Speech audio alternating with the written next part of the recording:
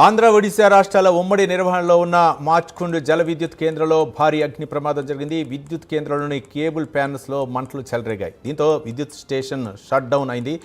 Turbine floor వరకు మంటలు వ్యాపించాయి. అందులో చిక్కున్న సిబ్బంది సురక్షితంగా బయటపడ్డారు. ఈ ప్రమాదంలో ఎలాంటి ప్రాణ నష్టం జరగకపోవడంతో ఊపిరి పీల్చుకున్నారు. ఈ ఫైర్ యాక్సిడెంట్తో భారీగా ఆస్తి నష్టం జరిగినట్లు అధికారులు తెలిపారు.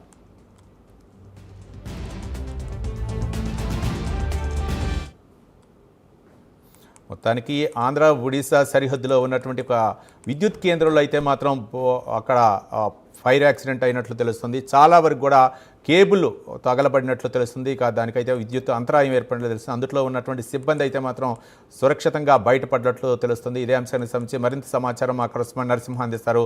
నరసింహ,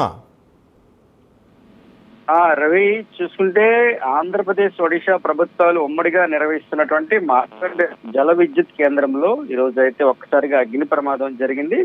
అయితే ఈ నేపథ్యంలో అగ్ని ప్రమాదం జరిగిన వెంటనే ఏదైతే పవర్ స్టేషన్ అయితే షట్ డౌన్ అయిన తర్వాత ఈ యొక్క ఏదైతే మంటలు కూడా ఒకసారిగా వ్యాపించాయి. ఆ తరుణంలోని జల విద్యుత్ కేంద్రం అయితే 2 అంతస్తులను ఏదైతే ఈ యొక్క విద్యుత్ కేంద్రంలోని కార్మికులు కూడా చిక్కుకున్నట్లు కూడా సిబ్బంది అయితే గుర్తించారు. వెంటనే హుటాహుటిగా వారిని అయితే బయటకు తీసే ప్రయత్నం అయితే చేశారు. ఒకసారిగా చూసుకుంటే దట్టంగా విద్యుత్ కేంద్రం మొత్తం కూడా ఈ యొక్క ఏదైతే ప్రమాదంలో మంటలు కూడా వ్యాపించాయి.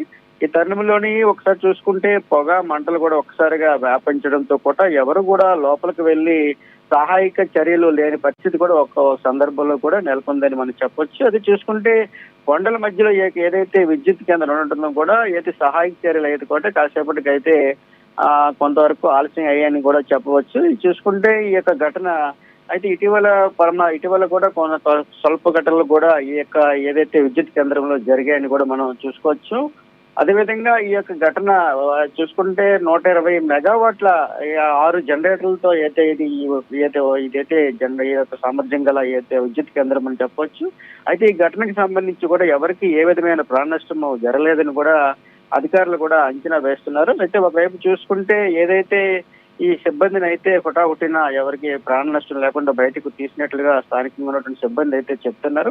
ప్రమాదానికి కూడా ఎవరికి ఏదైతే ప్రాణ నష్టం జరగలేదని కూడా అధికారులు అయితే చెప్తున్నారు. అదే తరుణం విద్యుత్ కేంద్రంలో గల కేబుల్ ముఖ్యంగా అయితే ఏదైతే కేబుల్ ప్యానల్స్ లోని మంటలు కూడా చెలరేగినట్లు కూడా అధికారులు అయితే చెప్తున్నారు. అయితే ఏదైతే టర్బైన్ ఫ్లోర్ లో కొంతమంది సిబ్బంది చిక్కుకోవడంతో వారిని కూడా సురక్షితంగా బయటకు తీస్తారు. అయితే ఎవరికి ఏదైనా ప్రాణ నష్టం జరగలేదని చెప్తున్నారు అయితే రవి. Thank you Narasimha.